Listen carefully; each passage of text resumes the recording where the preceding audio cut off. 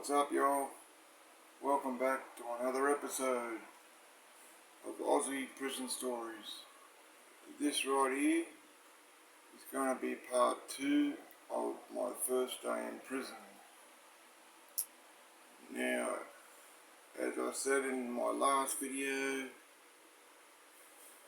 that my 4.5 year bid started off in Long Bay Correctional Centre, which is a maximum security prison in Sydney, in the eastern suburbs of Sydney, and then I didn't even last 24 hours there, because as I was saying before in my last video, got into a fight, then I ended up stabbing a guy 2 times, then I got shipped off to Goulburn Correctional Centre, which is a maximum security prison, and it's about roughly 2.5 hours from Sydney, here in Sydney, Australia.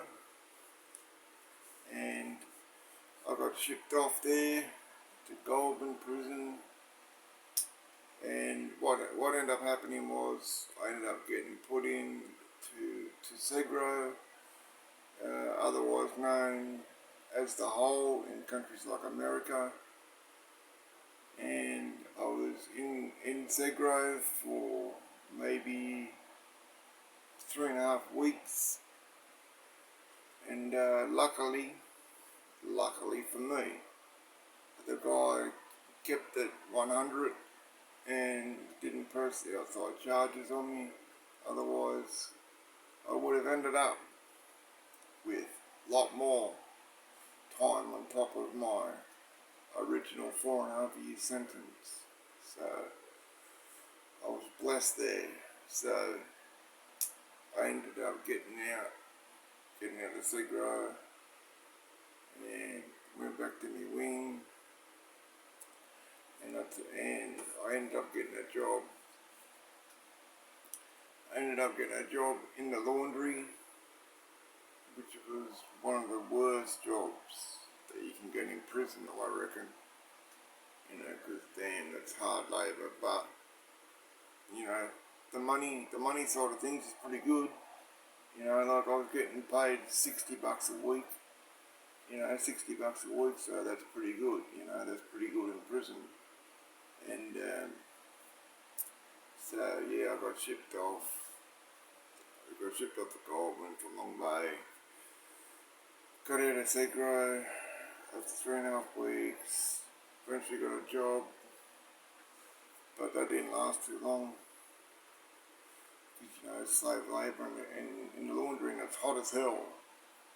Hot as hell in the laundry too, so I ended up quitting that, and I became a sweeper in my wing. Which is a job as to where the guy, you know, like serves out the food, you know, with like 3 other sweepers.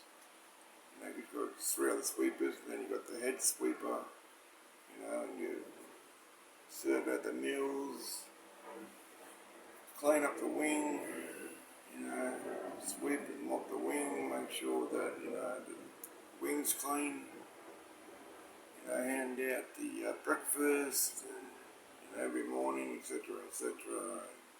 That was pretty good, you know, that was a pretty good job. Sweeper was a very good job, and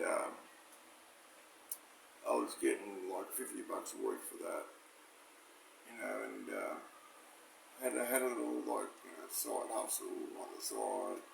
You know, I was selling a bit of weed, and I'll tell you what, that's the biggest mistake that I made, was selling weed in prison.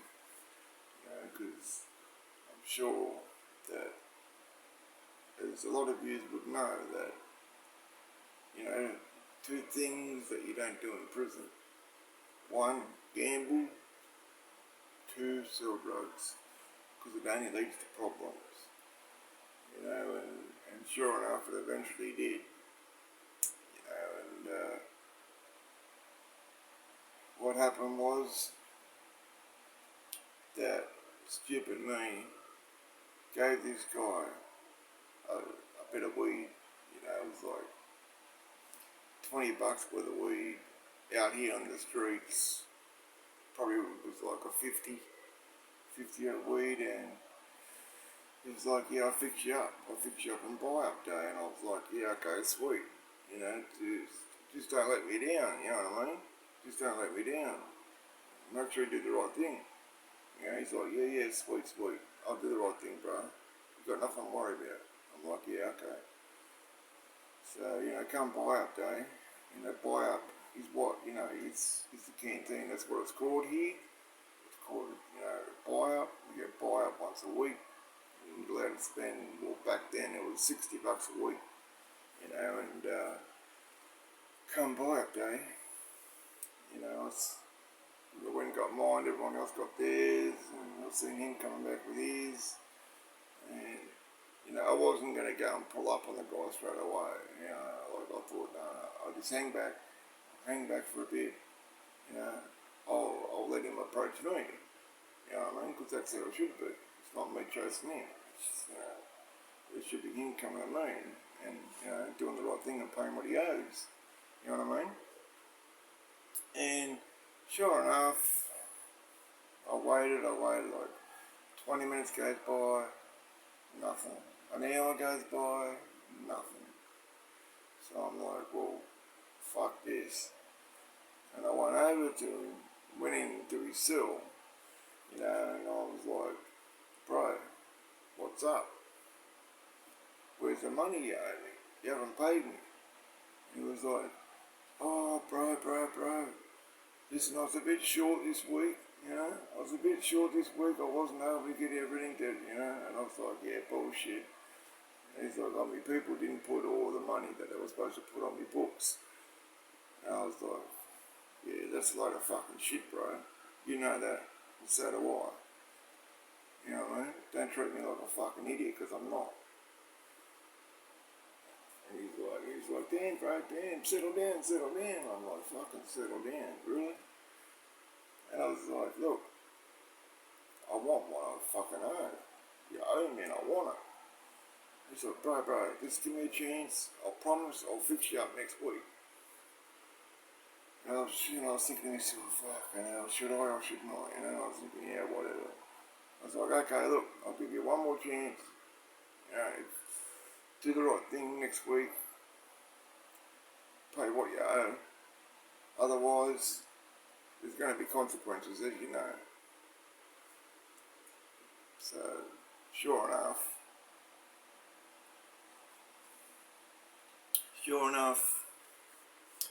next week comes, next buy-up day comes, same thing. It didn't come and approach me. You know what I mean? Just like walked straight past my cell, because my cell was probably 4 or 5 cells down from his, So he goes straight past my cell, straight into his cell, and closes the fucking door. And I'm like, what the fuck is this cunt doing? I'm like, oh, hell no. So I'm going down there, I'm thinking, and my cellmate at the time, my cellmate at the time, he was like, Ads, calm down, just chill, bro, just chill. I understand that he owes you, but, just fucking go down there, and try and talk to the guy and just fucking let him know what's up, So I'm like, yeah, okay. So I rock down there, I knock on the dude's door. Knock. Yeah, who is it? I'm like, you fucking know who it is, open the damn door. Oh, just a minute. I said, nah, open the door right now. So he comes and fucking opens the door. He opens the door, pushes the door open. Even though the door was unlocked, you just can't walk into some dude's cell, no matter what the fucking circumstances are, you know what I mean? And so he pushes the door open, and I'm like, what's up? It's next week. Where's that? And he's like, he was like, oh, bro, and I thought, so here we go again. So I was just like, bang, put one straight in his chin. He goes down, gets back up, we get in the cell, we start fighting. We start fighting in a fucking fisticuffs in the cell. And I tell you what, I lost it. I dead set lost it. Thank God my cellmate came running down, and fucking pulled me off him because I was smashing his head against the bunk because we got steel bunks. And I'm grateful that my cellmate did that because I guarantee you it would have been all bad and I would have been still in there now. I mean, I don't get around making out that I'm the toughest guy going, the toughest guy getting around, but I'll stand up for myself. You know what I mean? And if it comes down to it, I will fucking have a go. You know what I mean? Because it's just one thing you cannot do when you're in prison is you cannot let anyone walk all over you and treat you like a punk. You know what I mean? Because if you let that happen, you're going to have a very fucking hard time in prison and nobody's going to respect you. You know what I mean? Because they're going to be like, if I didn't do nothing about it, they would have been like, oh yeah, see that guy there? He's easy. You can go and get some drugs off him or whatever, and say you're going to pay him. You know what I mean? And just keep on fucking putting him off and he won't do nothing about it. So that's what it's all bad. It's all bad if you do that. So you gotta fucking stand up for yourself. That's fucking the most important thing to do in prison, stand up for yourself. So yeah, thank God my cellmate came down. And I don't want to put his real name out there, but for this video I'll just call him Rico. And thank God Rico came down and pulled me off him and fucked me dead. And then the screws come running in, because that's what we call them. We either call them screws or we call them chief or boss. I used to call them chief all the time, So they come running in, and till everyone get to the cell, lock down, everyone goes to their fucking cell. I get cuffed up, he gets cuffed up, fucking off we go. Back to Segro, like that. And I got charged, I got an in-house charge for fighting, and I lost all my amenity privileges, which was, lost me all my phone calls, I lost my buyer privileges, and I lost my contact visits, but I didn't take it off my visits altogether, you know what I mean? What they did was took me out contact visits and put me on box visits, which is like you've got a perspex glass, you're in this like little box, you've got these like little box type things, and you've got these side barriers on the side, and you've got this thick perspex glass, and like I'm on one side, my visitors on the other side, and I was on that for like 6 months, and it didn't worry me too much about losing, those privileges, for buy-ups and phone calls, because one, I didn't have any support on the outside, because I don't have any family, or anyone to call up, or even to write to. So I wasn't too much worried about that or the buy-up, because I ended up making a bit of money from working and selling the weed. He was the only one that tried that. Everyone else done the right thing and paid on the day that they were supposed to. You know what I mean? So I learned that the hard way. I mean, I was young, I was 18, yeah. didn't know any better, but I learned the hard way.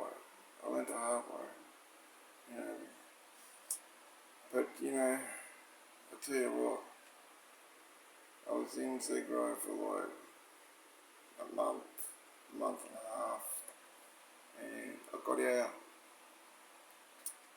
went back in the wing.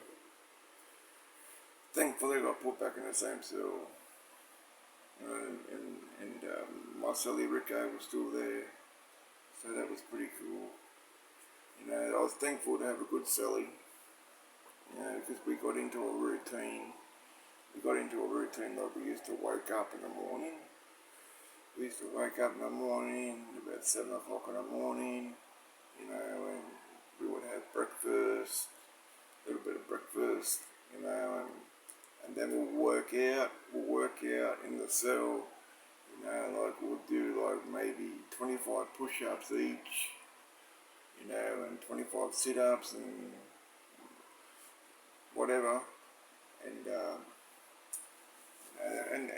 then we used to like go out onto the oval, run around the oval, play footy and that, I used to love playing footy and play handball, so yeah, I had a good cellie. I'll tell you more about not only my best cellie, but my worst cellie, but that was a pretty eventful first day in prison, so I learned the hard way, like just don't mess with drugs or gambling in prison because it just leads to problems, and for the most part, like I kept my head down, stayed under the radar as much as I could, you know what I mean, so it's a pretty eventful day, but I don't wish it on anyone to go to prison, and I also want to get the message out there that, to all the young ones out there, that don't think, taking drugs and, doing crime and hanging around people you think is your friends, because they're really not your friend, at the end of the day, they only care about themselves, you know what I mean, and that's why they get you to do all the dirty work, because they don't care about what happens to you, you know what I mean, so, and I want to let them know that, if you go down the road, taking drugs, doing crime, whatever, you've got two options. You've got two outcomes that's going to happen. You're either going to end up in the prison or in the cemetery. Prison, it's not worth it. Crime doesn't pay. And going to prison doesn't make you cool. It doesn't make you tough. You know what I mean? Just stay out of prison. All you young ones out there, all you kids out there, and when I say kids, I'm talking like 18, 19, because, I'm 44, so yeah, the kids to me, so just stay away from drugs. Don't hang around the wrong crowd. Live a nice, peaceful life. Get a good job. Get married. Whatever. Stay out of prison, because it's not fun and it's no life. It's no life for me. Trust me. I've done 17 years all up, in and out for 17 years. So it's not worth it. So yeah, that was part 2 of my first day in prison.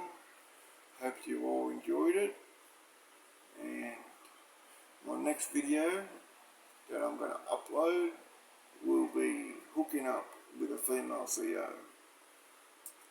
and that is going to be a good story, so look out for that.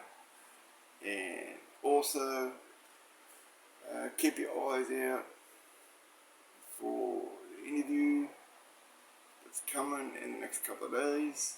I'm going to be interviewed on Harvey's channel, Harvey Talks Prison. He's a really good dude. You know, he's done 29 years. 29 years he did in prison, in some of the toughest prisons in America. He's a real good dude, real solid dude. You know, I rock with him. He's a fucking good guy. You know, so look out for that, guys, and I hope you will enjoy that interview. And please give this video a like. Please subscribe. Hit that notification bell. Comment. Share this video, because I'm trying to get the word out there about this channel. So, hope you all stay safe, stay free, and I'll see you all again real soon. Peace.